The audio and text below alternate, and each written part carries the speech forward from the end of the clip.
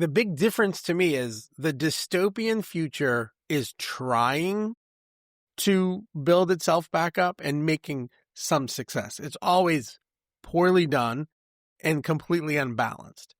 Like Hunger Games there was an apocalypse of some sort.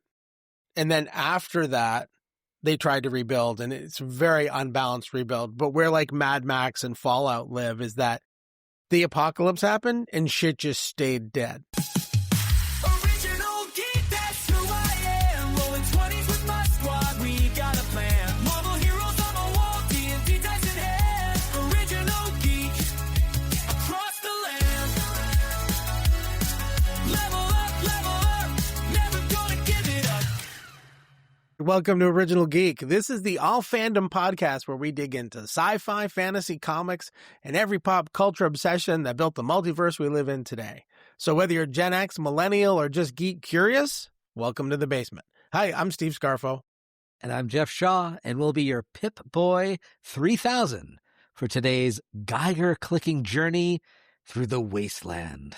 Ooh, what's our topic today, Steve? I'm glad we get the newest iteration of the Pip-Boy for our discussion of Fallout.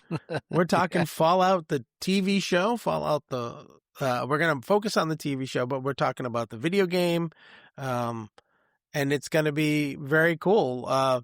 Because we go from nuclear wastelands to underground silos, or vaults, as they are called in I Fallout. I lost the name of the show. But this is something that's been cool because I remember Fallout from video games, right? This is only season 2. So I think the first season was last year, maybe 18 months ago. And so to have played the game and now seen the show, and it's, I think, doing very well on Prime right now. We talked a lot about spending money on Prime last time, so I'm watching all my Prime gear. Yeah, and we're going to talk post-apocalyptic in general as well, with focus on Fallout, because that's just coming out.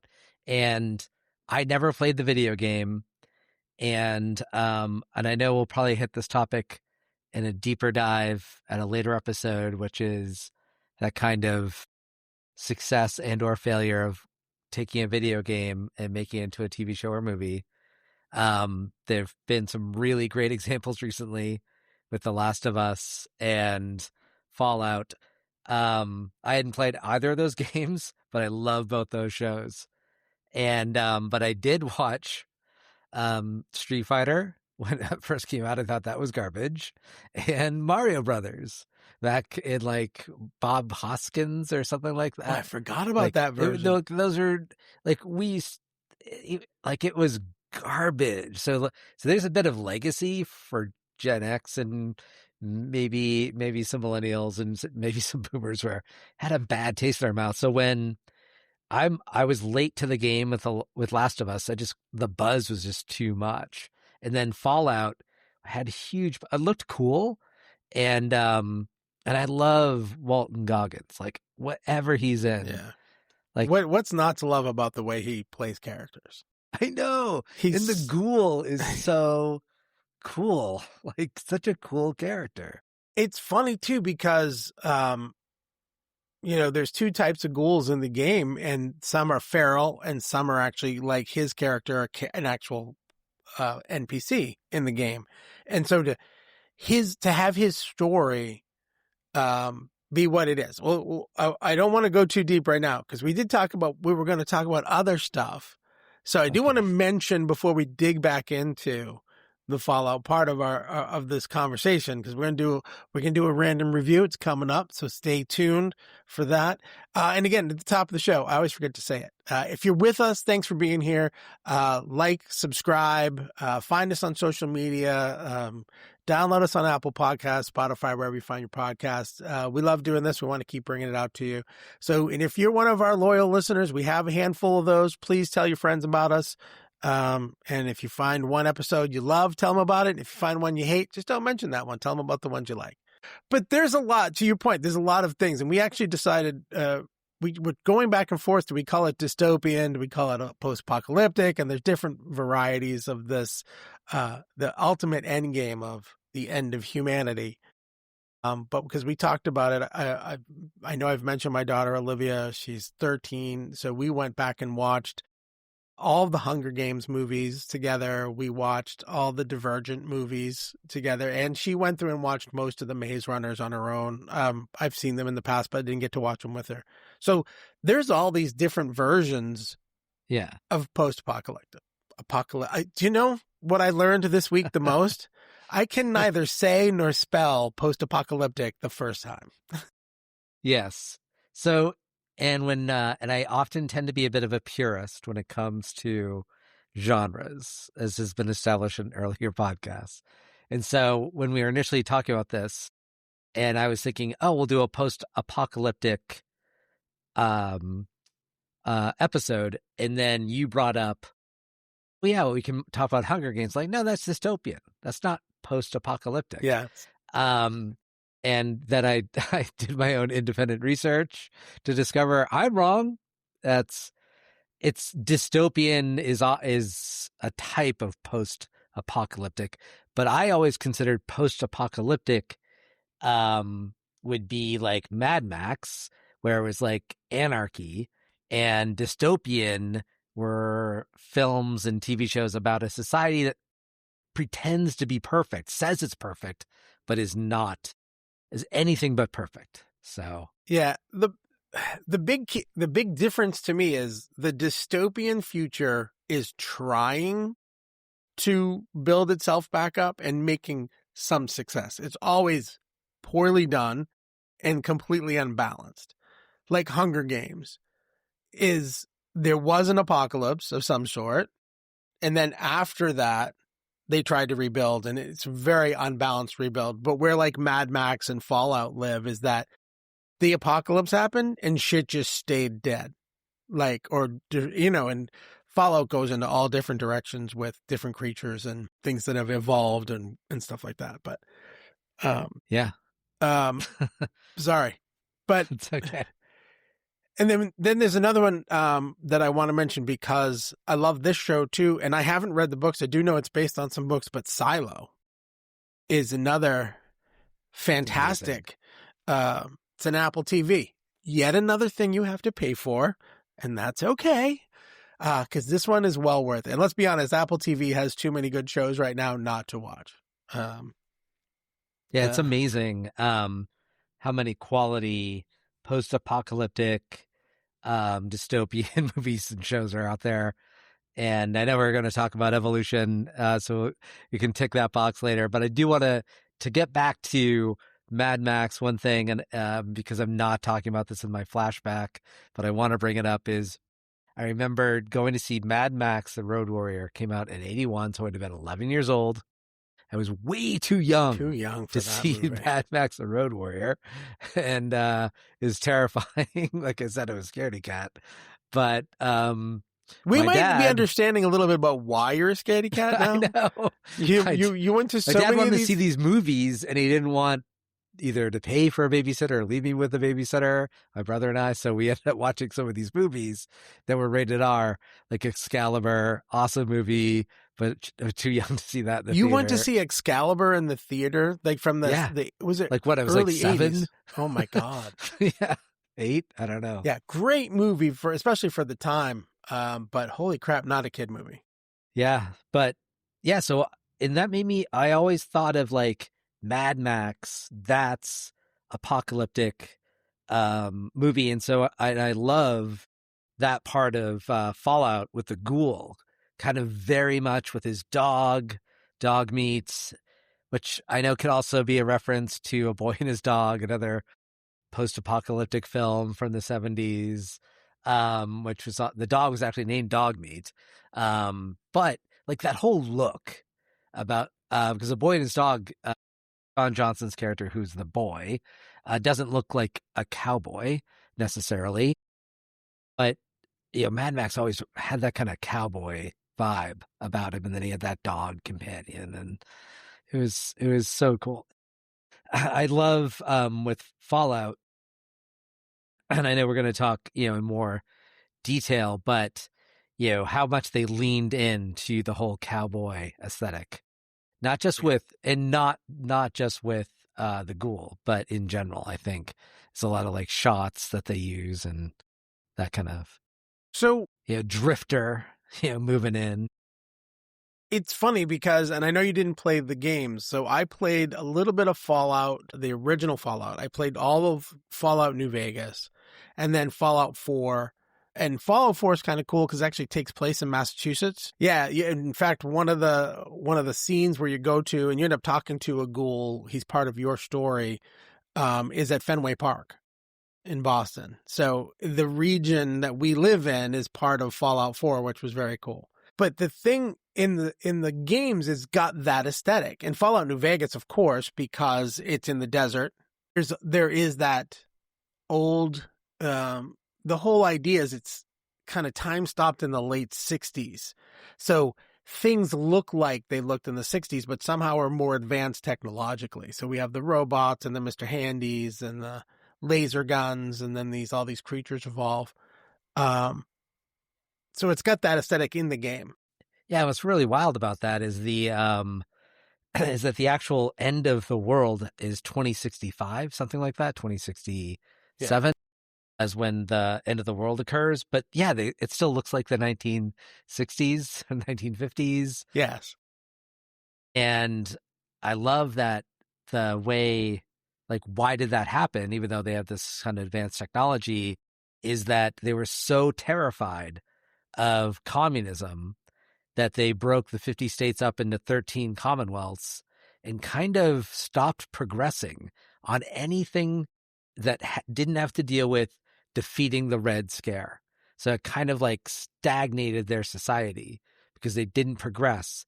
They were just so focused, hyper-focused on fighting the Pinkos, Well, and the good thing, the thing that they do in the TV show, which of course you can't do in the games, and just to go back to Walton Goggins, is it's sort of funny because in most of the games, you're a vault dweller and it's your story. So in most of the games, we're Lucy, right?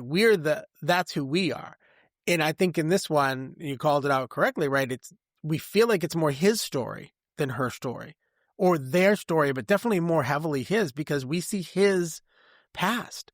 We see how things happened. Yeah. The pre-apocalypse, post-apocalypse, he's living on both sides of it. So he's our through line.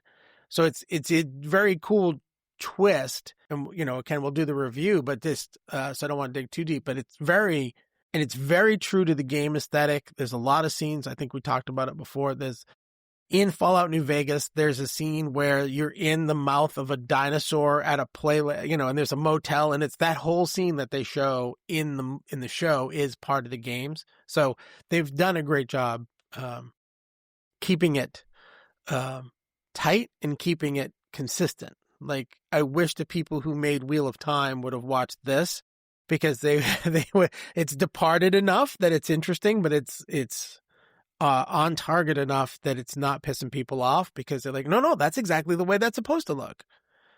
I don't know why I went to Wheel of Time, but I'm still kind of mad in the back of my head. But I think it's time, maybe, before we go and completely kill our review, and we'll do a little flashback. Let's take a trip through time. It's a Geek flashback. All right. So flashing back, this is always about our earliest memories from whatever topic we're wrestling with. And for post-apocalyptic, my first memory as a child was Planet of the Apes, which came out in 1968. So I did not see it upon release. But no spoilers when I watched it. So I was a kid probably watching it on a TV movie, on CBS, ABC, one of the three networks had it as a movie that we could watch. And my parents, who must have known what it was all about, did not spoil it. So I'm going to spoil it though right now. So, because the thing is, when you're watching it, and this had one of the best twists ever, For those who are Gen X, we always think of The Sixth Sense as having one of the best twist endings. Well, Planet of the Apes had that title, I think, until The Sixth Sense, because he launches into our main character launches into space as an astronaut, and then kind of suspended animation. He's allegedly going towards an alien planet and lands allegedly on an alien planet where apes were in charge and not humans. Humans were enslaved by the apes. So for the whole movie, he's just trying to escape this planet of apes, wanting to get back home to Earth. And then it ends with him and his love interest, I can't remember her name, but is riding on the beach. They've gotten away. They're on horseback, and then they see buried in the sand the Statue of Liberty, and it dawns on him that he just left and came right back down to Earth, and a nuclear war has totally transformed planet Earth into a planet of apes, and humans are enslaved. And he has that line. He's like, damn you all to hell. Yes. You did it, you bastards. You destroyed the Earth. I'll say that's probably one of my first memories of this kind of movie. I was going to say Mad Max, but now that you're talking about it, because I was born in 1969, and it would have been the same kind of thing. But I remember having the toys.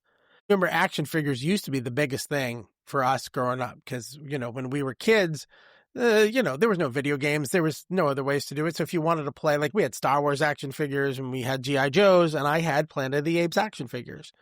I never had a Mad Max one, to be honest, but yeah, I remember, I don't want to say everything you just said, but that was probably the same for me. It was one of those, and it just is, it's such a compelling story. And of course they've done a remake with Mark Wahlberg, and they've done it again. And they did away entirely with the twist. Like, well, they did. Oh no, because they did. That's right. Because there was one remake. There was more. They've done 2 remakes. That's right. Wahlberg was more true to the original. Yeah, where he shoots off and comes back. That's right. And the other one was more with the guy. He was the Hobgoblin in Spider-Man. James Franco. I'm like, I can remember the characters he played, but I can't think of his real name. Yeah.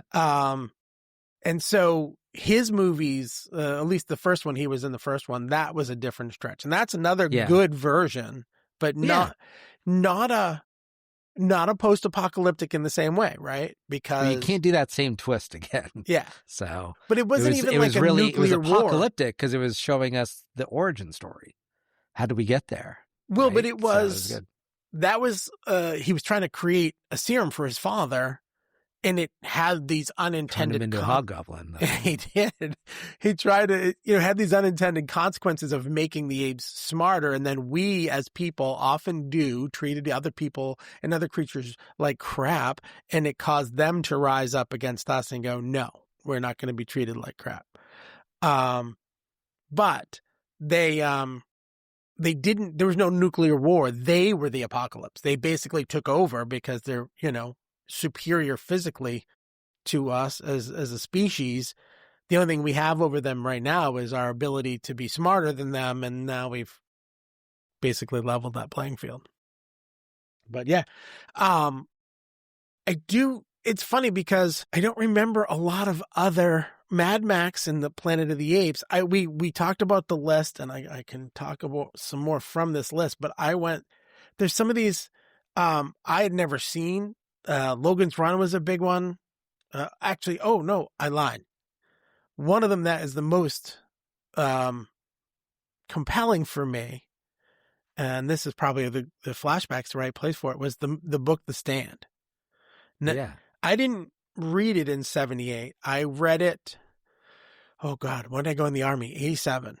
So when I was in boot camp, or one of my first duty stations, they put us in the field for like a week, and I brought a book, and the only book I had was The Stand, and I read it cover to cover in no time. I think I read The Stand and It, to be honest, but I read It's a huge book. So They're both huge. And then Yeah. The Stand came out again years later as an unabridged, which was like another 250 pages or something like that. And I read it again, and I have seen like most iterations of the TV shows and movies.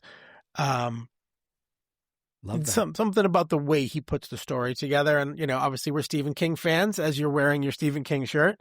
Yes, King of Nightmares. Which you guys can get. Yeah, we can get it on originalgeekpodcast.com. Check out all our merch. Get some great stuff there. Some great shirts. But yeah, so I think I'm trying to think if there's anything else in the I think you said it earlier. There's so many of these movies and TV shows that are good. We always try to find things that we love and that we hate. In this particular category, I think we'll talk a little bit more later in hits and fails about some lower moments, but I can't for the life of me think of ones that are, because I don't consider the Mario truly a post-apocalyptic. This is a bad movie. It's time for a random review. All right, so welcome to the Original Geek Random Review. In this segment, we're going to take a movie or TV show, we're going to roll a D20 and let fate decide the topic. We don't know if it's going to be a hit or miss, a fight or a full-blown war. There's no prep, no safety net, and we're going to roll for review. So, Okay, yes. And we have created a table. yes. I should say Google Gemini, give Gemini some credit here, has created a random review table for us, so we're as unprepared as possible for this segment. And this is about season 2 of Fallout. So if you haven't seen any of season 2 of Fallout, pause this, watch 6 episodes that are out right now, and come right back. All right. I am going to show you guys this list so you can see it. And here's what we're going to go with. So, let's try something different this time, Jeff. I'm going to leave it up while we do our review. That way, if people want to follow along, Yes.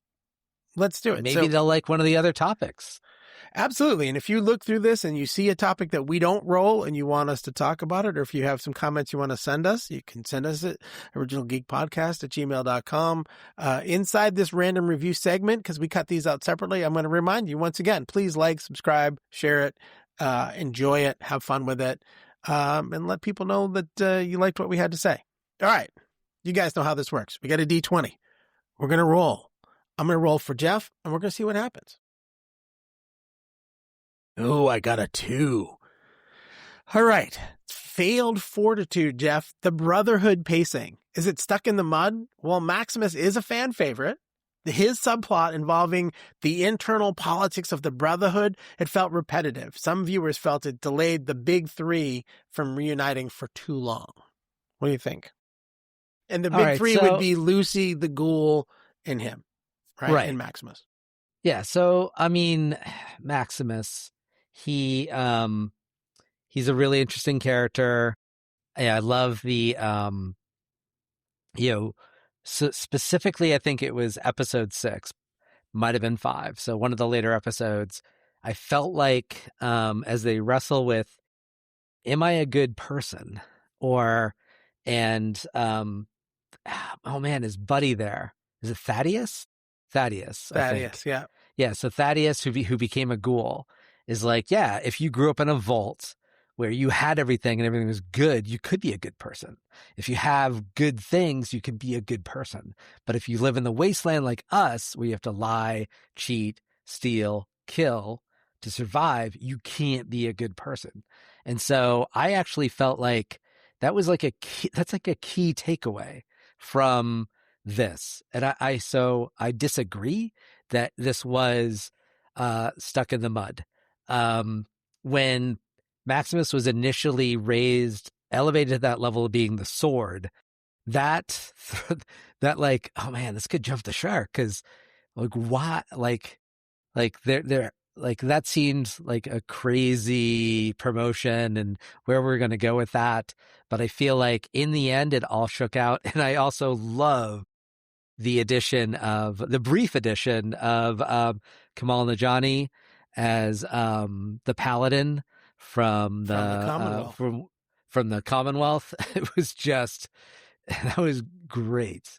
He was a great character, and then it was also great when he got his skull crushed in. So, so that was good. Yeah, um, I do feel that they got a little tedious, and I know what they're doing. They're trying to flesh out this world for those folks who don't spend dozens of hours, hundreds of hours having these conversations with NPCs. It felt like one of those interludes in the game where you have to get through some story beats to get to the next objective. So I like it, and I do like the character of Maximus, and obviously the power armor is very cool, so all of that stuff made it much cooler, and it did feed through the storylines. The storyline we're following is that, the fusion, they're able to have, what's the word I'm looking for? The unlimited power. Cold fusion. Cold fusion, thank you. So cold fusion, it feeds that whole storyline. So it's not, I don't think say it's a loss, but it was a little slow for me, that part. Oh. Well, you're wrong, but that's okay. I can be wrong. It's okay. Just kidding. All right. So rolling for you. A 9. Ooh. Okay. Sense motive. Lucy's moral compass. A brilliant character evolution. Watching Ella Purnell's Lucy lose her vault dweller innocence, and she's forced to become more ghoul-like, and her survival choices is hailed as the show's best writing. She's no longer the victim. She's becoming the wasteland. Discuss. I like this one. I like this question. I feel like I've gotten very lucky with some of the topics that you've rolled for me. Because again, I said it before, that, in the games, you are the vault dweller. So to have her character have this changing arc, goodness, we've talked about this, and I'm certainly not alone, and I'm not that original, but I love a good character arc. I want to see a character evolve and change. I hate when you watch something or play a game and the character is exactly the same at the end as they were at the beginning. Why am I watching your show? Why am I listening to this story if nothing is affecting anybody? And in this case, it's the reverse. It's absolutely her character is going through the biggest change because, to Thaddeus's point, she started with everything, and it's funny because during the season, they keep cutting back to the 2 vaults. There's the triple vault system. There's the management vault, and then 32 and 33, and you see that 32 is going down and 33 is, so if you see this dichotomy of people who have a little bit less now, but she grew up in that. It's just every day was fun, and I think they really make it live through her, because her favorite phrase is okie dokie, which is like the most wholesome, naive thing. I feel like someone shucks, gee golly, okie dokie, like that's her response to everything. She even says at one point that the ghoul asks her a question, and she goes, yeah, my father would tell me to shut the fudge up because she won't swear. So to see her go through that change, and she gets hurt, so she has to take some meds, and the meds end up getting her addicted. And then that really prompts this primal instinct to come out of her. And there's a great scene in Vegas where she takes out all the Elvis ghouls. And she is having to adapt. She's been beat up, kicked. She was strung up by the Legion. This is a character who isn't just maintaining, she really is evolving. So I think they've done a great job. I liked her in the Yellow Jackets. She was in the first season of Yellow Jackets. Yellow Jackets is a great show. I had seen the first season of Fallout before I watched Yellow Jackets, so I didn't even know she was in it.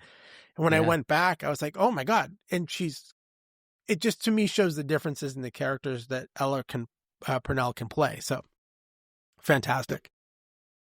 I wanted her to be related to Chris Parnell, who has a great role as the Cyclops character, the one-eyed character. And I love that that they planted some seeds though early on, like right away, that yeah, she seems innocent, okie dokie, but man, she kicks ass right away because her raider husband Yeah. is gonna kill her, and she fights back like in successfully, and then goes out and helps clear the vaults of the raiders, Yeah. and she does a lot. Like she comes out a bit kick ass, and so it's not so it's not like a 180 for this character. Like there's elements of that of that strength within her, and then and then the ghoul like survival choices. I know a lot of it is because of the drugs, because she's suddenly like shooting, not because she shoots people in the kneecap and everything, but even before that, I know he was dying, but chopped the head off of the scientist. So Well, but that was more know, something he said he needed her I to know, do. but It was like his request. It wasn't an act of violence born of cruelty or even right. survival. It was the only way to get what I need to get from him the right way is to bring his head with me. And I can't carry his whole body, so it's going to have to be just the head. I do. I always feel like I wish we could talk more about the rest of these choices, but we can't. I know. We love Fallout. We love so many of these choices.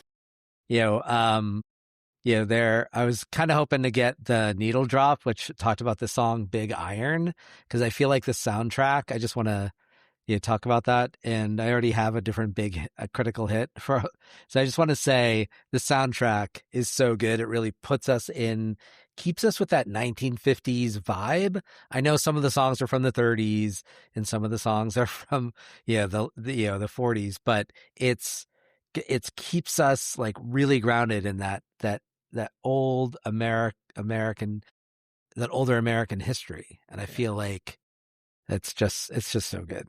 Well, and I'll say, I'm going to drop this from my screen real quick while we're going. I'll say it's the same from the game. One of the things I love about the game is there's background music. I don't think it's always considered soundtrack. It's literally supposed to be like a radio transmission that you're hearing. So it's old timey. It's active in game music, and then you can change the channel. Yeah, but it's that same Gene Autry-ish. It's always sort of melancholy with the staticky sound behind it. It's very cool. And so I agree, but yeah, it's definitely on both sides of that. All right. So if you like our random review, again, like, subscribe, send it to folks. Hopefully if there's something you guys want us to talk about, send us an email, send us on social media. We have a lot of great topics coming up, but if there's something you want to hear us discuss, or you like this format of the random review, or even if there's something you saw on screen you thought we should have talked about, let us know and we'll keep moving. But right now, absolutely, I got to tell Jeff why he's wrong. Yeah. The fandom is divided. It's time for Geek Court. So, in today's court, we're going to talk about which of these post-apocalyptic worlds would be the worst. Which would be more scary or terrifying. And we're going to compare two. Because we're talking Fallout, that'll be one side of our equation. That is going to be my side of this equation. I'm going to tell you why Fallout is horrible, but Jeff's going to talk to you about something else. Yes. So I just want to say that when Steve sent the Geek Court concept of arguing the worst post-apocalyptic environment to be in, I asked, is he going to take Fallout? Because I was going to put my thumb right on that scale. He offered me a number of different ones to go with, like, is Fallout worse than Divergent or Hunger Games? And I'm like, I can take anything. Like, I'm going to take The Matrix. And that's what I'm going to argue, because I just wanted to put my thumb on that scale and choose one of the worst possible ways to live as a human being is The Matrix. But right, you go ahead. I'll let you start. Make your argument for what's so horrible about the Fallout post-apocalyptic landscape to live in. Okay. So, this is going to be a very difficult argument to make. But I am going to say, I think Fallout is the worst because it doesn't seem to matter what you do, right? There's one group of people who have even the most modest chance of having a decent life. And most of them live in a vault that turns out was an experiment of some sort. That they really weren't there for the reasons they thought, that there's maybe one vault or two that were really just for people to live, but every one of them is the subject of some experiment. So you're either being experimented on by people who are either long dead or live in a computer, or if you're on the surface, you belong to a faction and you have to decide who you're going to fight because there's no peace. You can be part of the Legion of the New California Republic. You can be part of the Brotherhood of Steel. You could end up, if you get hurt and you use medicine, you're going to become the Walking Dead. You're going to become a ghoul. It doesn't seem to matter. That there's no happy ending at all for you in the world of Fallout. The best you can hope for is, kind of getting through and not having it suck too bad. So that's my argument. There's no way out, and there's no good way out. So now you can destroy me with the Matrix. All I want to say is you could be an average Joe, though, and be okay in Fallout comparatively to the Matrix average Joe. And the reason for that is let's just take the most recent season from Fallout. You could be an average inbred vault dweller, and you get to be a part of a cool social club of inbreeders. You get the Jell-O cake. Apparently good snacks. And you're doing pretty good. Like, you get to kiss your cousin, and it's cool. Sorry, just kidding. All right, but anyway, the Matrix. Okay, so you're average Joe. Not talking Neo, not talking one of the top dogs. Your life is a battery. You are just plugged in, and you don't really have a life. And if you do come awake, you're in this slime bath with things stuck all over you. And then you're going to get flushed down the toilet if you come awake and killed by the robots. Yeah, your life is horrible. And you're eating nutrient snot if you're not connected. So let's say you're actually a human a free human, but you're eating snot because nothing will grow because we destroyed everything. Everything's gone. The sky's gone. All good. Everything good in your life is gone. And then, and even if you are plugged into the Matrix, eventually Neo's going to win. You're going to get unplugged, and even that life's gone. So even the illusion you had of a good life in the 20th century is now destroyed by Neo because he thinks freedom's best. I can't even argue. It's hard to argue with, you might be inbred compared to you live in a pod of pus. And your entire life's work is to heat up and be electrical power for the robots that killed you. I think you are clearly the victor on the Matrix is definitely worst. That just means I have to pick better topics next time for what we're going to. And I thought I had you because we had a different list, and out of nowhere you pulled the Matrix out of your ass. So it's like, wait, what? That's not fair. Yeah, because the initial choice said was Silo, which I think Silo you could argue is worse because at least in Fallout, like there's a number of different societies and options and some different things. You can Silo, leave the vault. That's kind of, there's not a lot there. And Hunger Games and Divergent, like, I don't know, seems like there's some arguments there. So I did stack the deck. You stacked it up, but that's all right. That's sorry, buddy. Don't be. I'm not gonna cry. I'm not gonna cry. Dust it off and geek it out because it's a basement treasure. They're digging in the wrong place. All right. I think we said this was probably going to be a faster segment Yep, for us today. we'll make it fast. I do have one basement treasure. Now, unlike He the has a flashback, physical treasure. I do, and unlike the flashback in previous episodes, we've done a treasure. It is also from our past, typically, right? It's one of those things that, and the whole point is we had to go back and find something related to. So I wish I had one of those Planet of the Apes action figures I was talking about, because that would have been very cool. But instead, I have something that is new, but also fits our topic, and it's because of this is where I'm at. So my wife bought me, I smoke cigars, some of you will know this. My wife bought me this lighter, and it's a Vault Tech Industries lighter. It's really just a Zippo, but there's no lasers in this. But it's very cool. I got cool. my Fallout shelter for my little studio here. So that's my physical treasure. I will say the only other, and I don't even know if this would be more evolution or treasure, so I'm going to talk about it real quick, and maybe some more, but I think I said it before already. I've only played 2 video games end to end. We played Baldur's Gate, myself, Jeff, and our friend Kevin. We went through the entire storyline of Baldur's Gate 3. It was phenomenal. We're in the middle of a second playthrough, which we haven't played in a while. And I played all the way through Fallout New Vegas, and still one of my favorite experiences in a game. Nice. So I don't have a physical basement treasure, and I'm sad that this movie is 20 years old, because it doesn't seem like it should be that old, nor that should make it a basement treasure for being from 2006. But Idiocracy is my basement treasure for post-apocalyptic. The concept is, it's by Mike Judge. It's a comedy.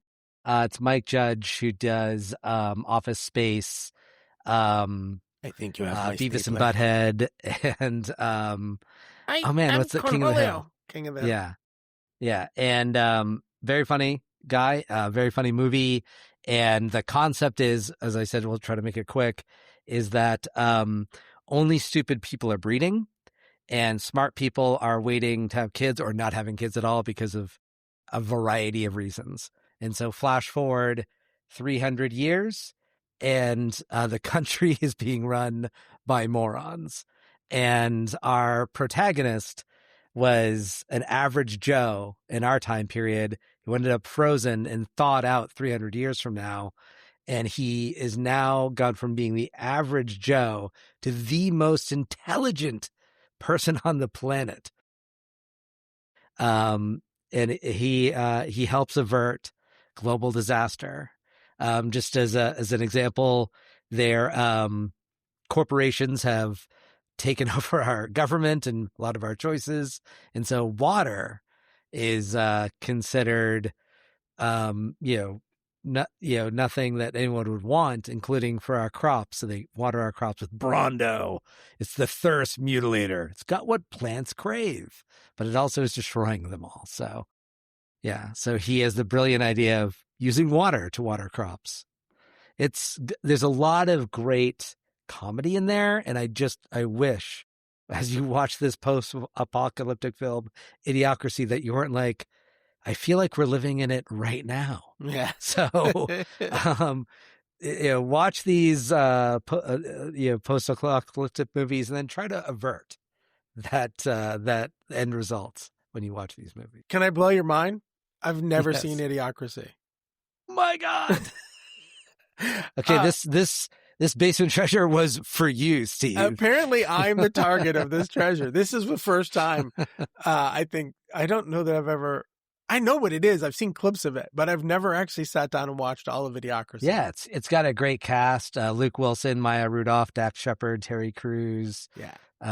It's great. Yeah, isn't Terry Crews to play the president? Terry Crews is the president. The president's a WWE guy, and Stephen Root.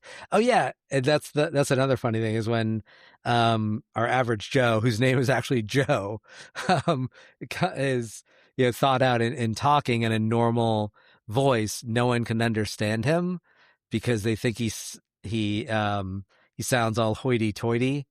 because they've all like everything's been denigrated. In fact, So he's using the actual language and they don't understand it. yeah, and I know this is in PC, but like they're like, "What are you talking all faggy?" And then the only shoes that people wear are Crocs. That's it. Everyone just wears Crocs, nothing else. And Fuddruckers, in 300 years it becomes butt fuckers and Oh my God. All right. Apparently I have to go watch Idiocracy. Yes, you do. But, all right. We are, oddly running long. So let's get into evolution. From floppy disks to streaming clicks, it's Geek Evolution. All right. So, it's funny because we talked about this before. The hard part for this, so I had two sides. There doesn't seem to be an evolution of the post-apocalyptic drama, right? There's different ways to view it, through the lens of a video game that becomes a show, through a comedy like Mike Judge's Idiocracy, or even Divergent, Hunger Games, Maze Runner. They all end up in the same place, right? It's just a different view of how people handle the world coming to a cataclysmic end. So that's part of this. I feel like there isn't really an evolution. There's no way to change. And if you think about it, it makes sense. How do you change the end of the world? Like, there's only so many ways you can say, well, the world ended. Now here's what we got left. Right? There's Yes. not a lot more to do. We absolutely love this genre, but as we talked about evolution, and whenever we hit this, we do often talk about how things have changed, how things have evolved. But other than our special effects, other than maybe some of the source material being a video game as opposed to a book, but I mean, there's still books being transformed into this content. So like there is, like we love this genre, but there is a lot of parallels between Mad Max and A Boy and His Dog and Fallout. And then, like you just pointed out, like Hunger Games and Divergent and Maze Runner have a lot of similarities. I know they all came out relatively recently, Right. but I mean, that whole young adult dystopian novel, like there's a lot of similarities, and those are only like maybe the top 3, but there's a ton out there. Oh yeah. The other thing they do is, not the other thing they do. The other thing that we noticed was there's a core concept of this underground dwelling, right? So in Silo, it's called Silo. That's where they live. Fallout, they live in a Fallout shelter. And even in the Matrix, Zion is essentially a silo or a Fallout shelter. Yes. So the grittier they were, the more similar they seem to be in terms of how they're dealing with this post-apocalyptic. And again, I agree with Jeff. These are my favorite shows. I can't, if you haven't figured out that I like Fallout by now, you have not been listening, because I love it as a game. I love it as a show. Silo, phenomenal show. Sarah Ferguson is amazing in her role in that show. We didn't even really get to talk about that too much, but Fallout, yeah, these are great shows. I think you guys need to take a look if you haven't seen them. I'm ready for a message. I think we got to do it. Jeff's going to tell you guys some shit that you should listen to. Your kids don't know how good you've got it. All right, so here's my message, and it's related to what I said about Idiocracy. I love this genre, but I wouldn't mind if we had no need for it anymore, because we paid attention. We saw all the warning signs, from these films and from these TV shows, and we took the message seriously, and then we made changes in our society where someone who is making something would have to go in a very, very different direction. But clearly, we're still worried about a nuclear holocaust. We're still worried about viruses. We're still worried that our government is going to control us in some dystopian way, that pretending it's a utopia, but it's not at all. So like we're still have all of these fears are still with us. And unfortunately, sometimes you're watching things and you're seeing things that are happening in real life, and it's hard to say that they're wrong to be afraid that we could potentially go down that path because we haven't learned our lesson from all these movies, from all these shows and all these books. Yeah. I think that's what makes these stories so compelling is when you watch a show like It or a fantasy show like a Dungeons and Dragons movie, which are great. Those are so clearly based in fantasy. I think the post-apocalyptic storyline and what makes it so compelling and scary is, you're right, it's very, very possible. Now, will we end up in a silo underground? Will we have a fallout shelter? Will there be Hunger Games? Who knows what would happen? But all the catalysts that lead to the outcomes in these stories are very things that could easily happen in real life. Those are the scary things, and some of the Is it one of the ideas to have teenage representatives from each state compete in some games? I wasn't going to talk about the Patriot Games, but that's an actual thing. That's a thing that was espoused publicly by a leader of some sort. And do you want to have another fun statistic? According to the books, The Hunger Games, 74th annual Hunger Games were held in the year 2100. So that means the first Hunger Games were held in 2026. No. So the timing is lining up We're for the practically Patriot there. Games. So, to Jeff's point, and I'm not going to add anything else to it. Let's try to learn. Let's not be an idiocracy. Let's try to learn from our art. Let's let life imitate art, which art imitating. Let's take those lessons from the art and try to fix some stuff. Please. Well, we moved past A Boy and His Dog, so the nuclear holocaust is 2024. Yeah, so we got past that. We got one win. Ticked it's a small one. box. But all right, we're gonna hit you guys a couple rapid hits and fails, and then we're gonna get you out of here. It's critical hits and epic fails. All right, dystopia. One of the things I like about that and the Hunger Games and Divergent and Maze Runner is, and the reason I think they can still work is when you take a dystopian society and you try to think of a new wrinkle, a new concept. And my critical hit is Jasper Fforde. He's a British writer. Check him out. He's got a lot of different books out there, a lot of different genres he writes in.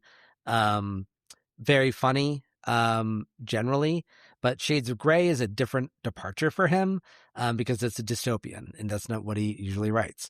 So, and what Shades of Grey, the reason I love it is the concept here is people can only perceive certain colors, red, green, blue, and depending on what you can view in the spectrum determines where you are in society.